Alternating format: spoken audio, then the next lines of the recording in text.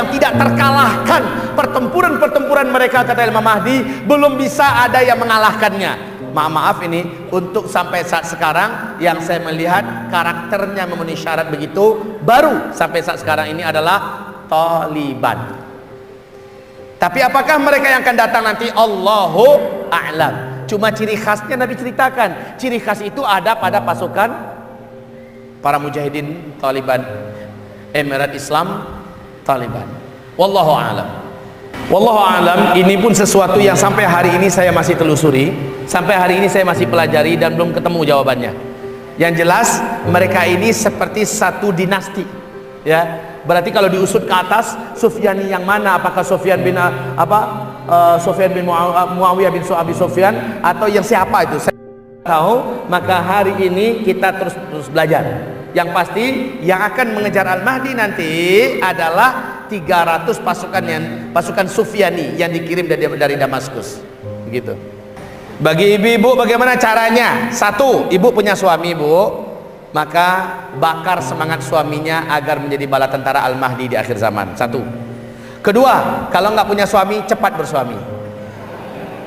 Lalu bakar semangat suaminya. Ketiga, kalau memang sudah tidak mungkin lagi bersuami, anak bujangnya ada nggak? Maka anak bujangnya itu persiapkan menjadi bala tentara akhir zaman. Kalau bisa bergabung dengan Al-Mahdi bagus.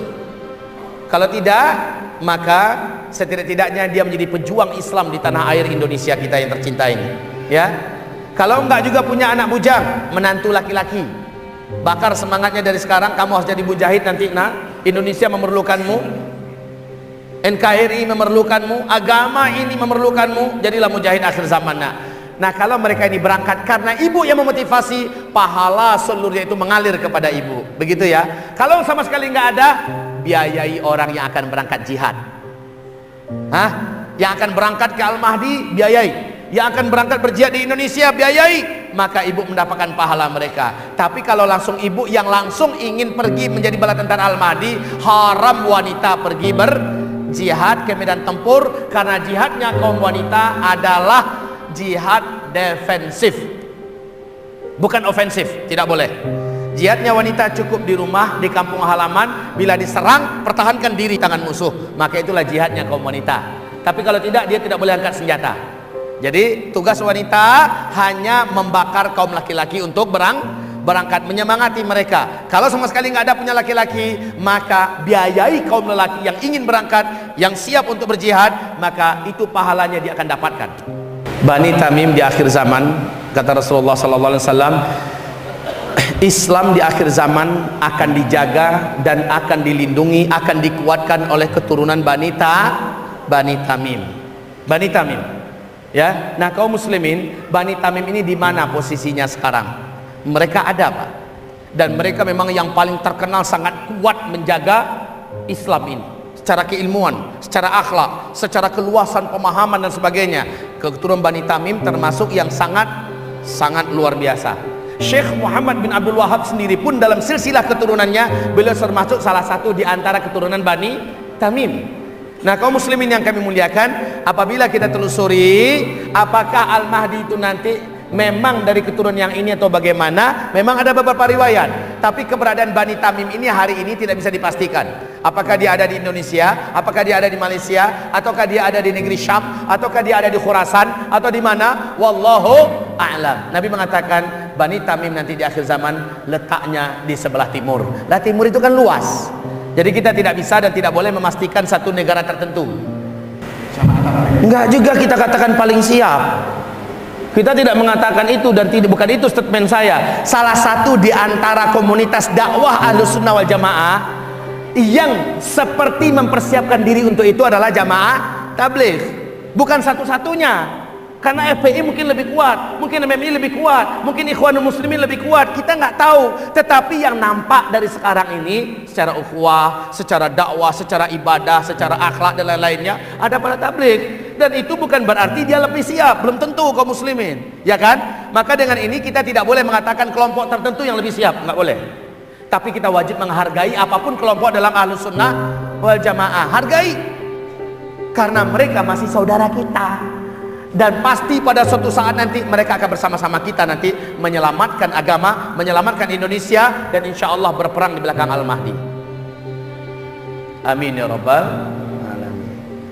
Maaf ini jenis pemahaman kaum Qadariyah. Tergantung semuanya pada takdir.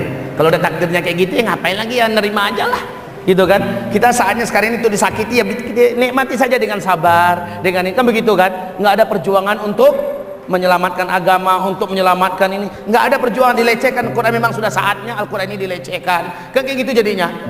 Lalu nggak ada sedikit pun perjuangan. Ya udah, ente nggak usah pergi ke sana dagang, karena udah saatnya ente lapar, lalu udah saatnya ente mati kelaparan.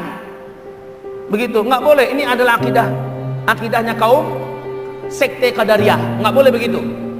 Syekh Muhammad Nasruddin Al-Albani menegaskan, walaupun Al-Mahdi nanti pasti akan muncul, sebelum kemunculannya harus ada asbab yang didatangkan untuk memperjuangkan Islam ini. Karena yang ditanya oleh Allah bukan hasil, yang ditanya oleh Allah apa yang sudah ente buat untuk Islam. Itu yang ditanya, apa yang sudah kita buat untuk Islam kaum muslimin. Itu yang ditanya. Polisi, tanyakan sama mereka, Pak polisi, Bapak muslim kan? Iya.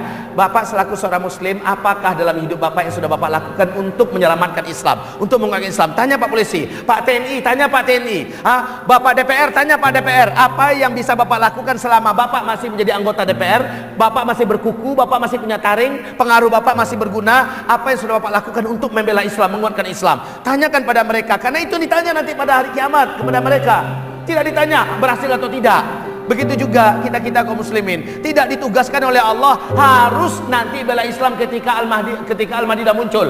Enggak, bisa jadi dia muncul setelah kita meninggal dunia. Lalu bagaimana kita menjawab? Selama kita hidup, kita punya kekuatan, kita punya power, kita punya duit, kita punya intelektual, kita punya kemampuan. Kenapa kita tidak lakukan untuk membela Islam? Hanya alasannya saya menunggu Al-Mahdi. Bagaimana menjawab nanti di hadapan Allah Subhanahu wa ta'ala? Ini enggak adil pembahasan begini. Masya Allah nih kaum muslimin. Ini jangan-jangan yang nanya hadirnya baru hari ini. Kalau hadirnya dari hari pertama, kedua, ini kan yang keenam nih. Insya Allah nyambung. Di zaman tidak ada teknologi, urutan kejadian kan sudah ada.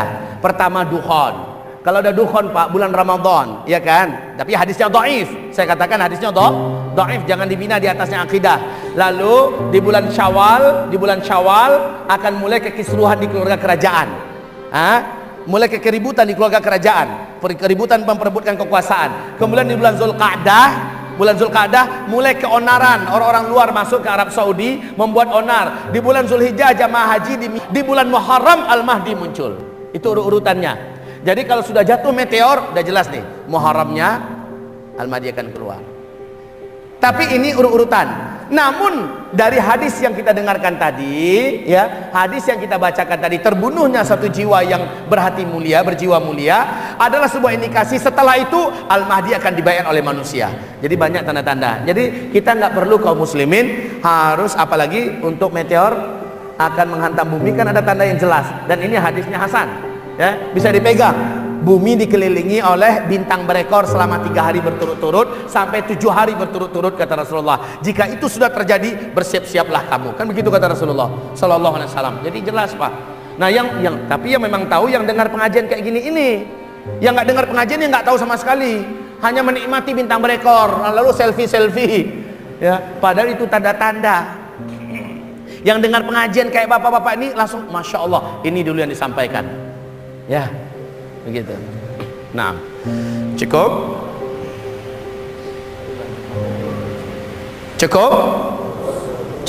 Sekarang kita sempurnakan pembahasan Al-Mahdi. Berapa lamakah Al-Mahdi sejak kemunculannya hidup di muka bumi? Lihat kaum muslimin, Al-Mahdi muncul di sini sejak beliau hadir. Seluruh jazirah Arab ditaklukkan, Syam bergabung, dan dunia Islam menyatu di bawah kepemimpinannya. Sepertiga total dari umat Nabi Muhammad nanti, sepertiganya, dan ternyata itulah orang-orang munafikin menolak